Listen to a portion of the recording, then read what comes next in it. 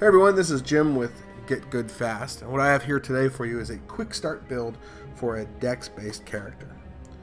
So when creating any character, regardless of its build, the first thing you need to do is have a fun name. For example, the Fun Police. This is what's going to be used to identify you to who you're destroying in PvP or who you're dueling with on a day-to-day basis. Now, the class we're going to pick for this character is the Mercenary class. The Mercenary class is the best class really for Dex-based starting characters. It has a high dexterity. The next thing we're going to grab is the Fire Gem for Burial Gift. And this is going to be what gives us the ability to get a really powerful weapon early on to carry us through to late beginning game. Now this is the Cemetery of Ash. This is the first level of the game. And what I'm going to do here is I'm going to run through this level very quickly, pick up a few items, defeat a boss, which will then take us to the Firelink Shrine, which is the main base of operations for the game. This is where your shops and everything is. Now the two things we really need to get here is this Ashen Estus Flask, which I just picked up, and then a small Titanite Shard further on.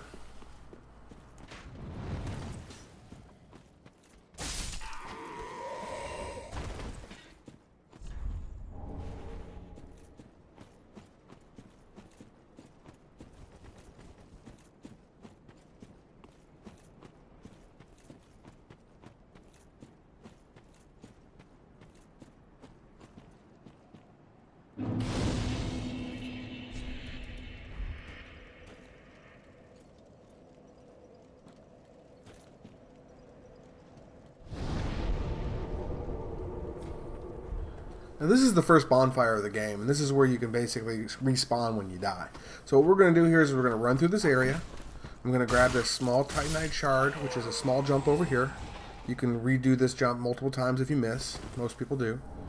And then we're going to run and fight the boss of the game.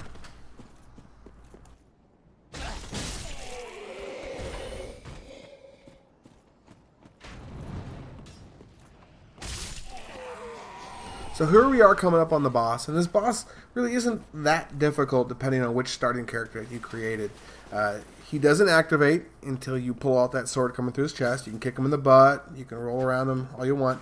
He won't jump up until you come up to his front and yank out the sword in his chest. When he does, you can actually get quite a few hits on him before he completely activates.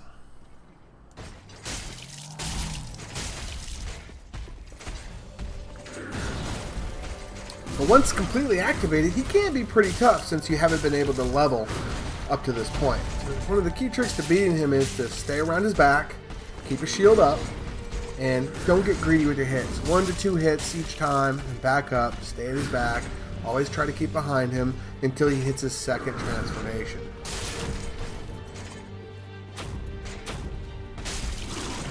And this is when he transforms to his second form. And he's now vulnerable to fire. Now there are fire bombs earlier on in that level that you can find and use against him if you want.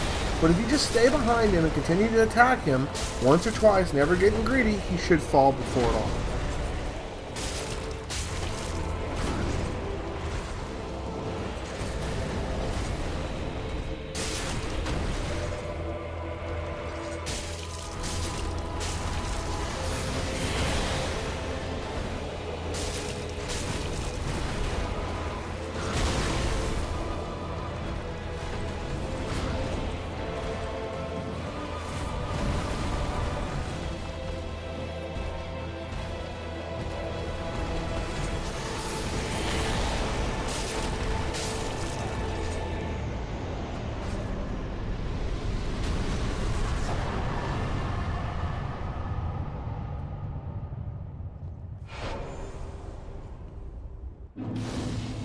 Now the boss is defeated and you have your second bonfire location. And you're now able to move on to the Firelink Shrine area where all your shops are, your NPCs, your ability to level up, your ability to create more powerful weapons. So what we're going to do here is we're going to go through the door and we're going to run up to the shrine. But before we get to the shrine, we're going to make a small detour.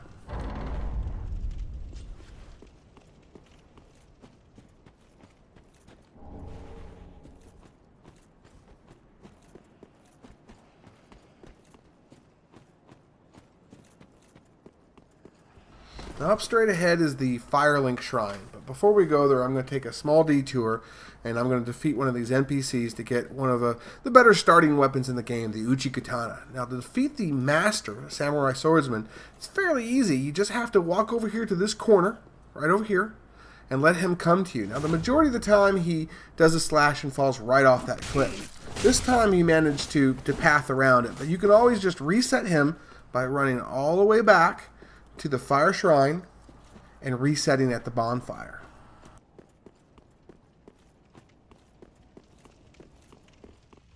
So as I was running back to reset the world, the Master actually falls off the cliff, and I get the kill with the 2,000 souls that pop up here in a second.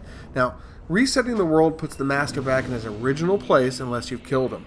If you've killed him by either falling off the cliff or hand-to-hand, his items always respawn where he was located before, up those stairs. And I'm going to show you where that location is now.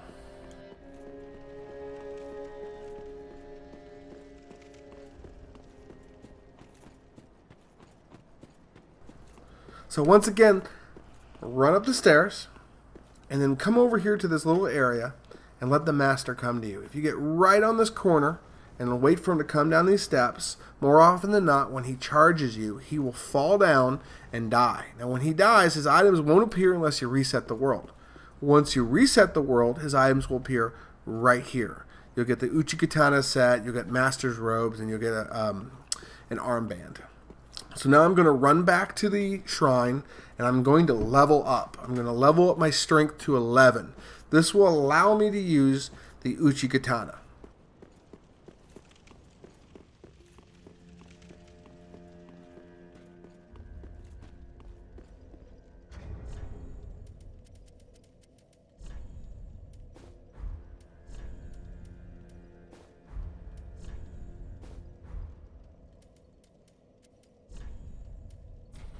As you can see here, the Uchikatana requires 11 strength. The mercenary starting class comes with a 10 strength. So I'm going to level the mercenary strength stat 1 to 11 to be able to wield the sword. Now, don't use any of your souls to level up any of the other stats yet. Before we do so, we're going to run to Andre and infuse our katana with the fire gem, which was our starting burial gift.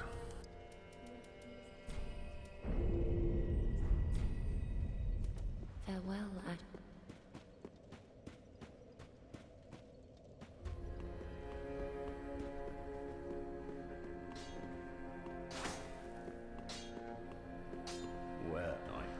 Now, Andre here is going to infuse our Uchikatana with the fire gem.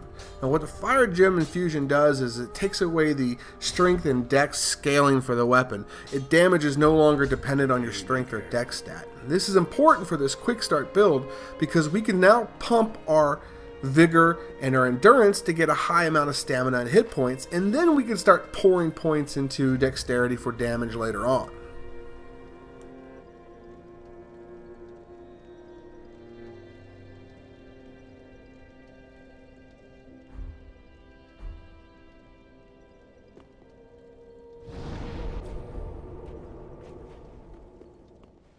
Now we're going to level up our character. And as you remember, our character is using a weapon that's no longer based on strength or dexterity stats.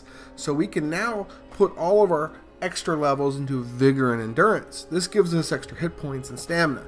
Now typically I pump vigor and endurance up to 20-22 before I start throwing anything into my strength or dexterity for a strength or dexterity build. This will make sure you have plenty of hit points for whatever you need, and you're also doing very good, decent damage with your weapon that's not based on stats. So that was part 1 to our quick start build for our dex-based character. Part 2 is going to take place in the next area, and we're going to focus on collecting those shards to level your weapon up and do more damage. Alright guys, so that was part 1 of my video. Let me know what you liked, what you didn't like, and if there's anything you'd like to see in the future. Also, if you have your own ideas for a quick start build, feel free to leave them below. I'll be happy to make a video on them, or whatever. Thanks a lot guys, bye.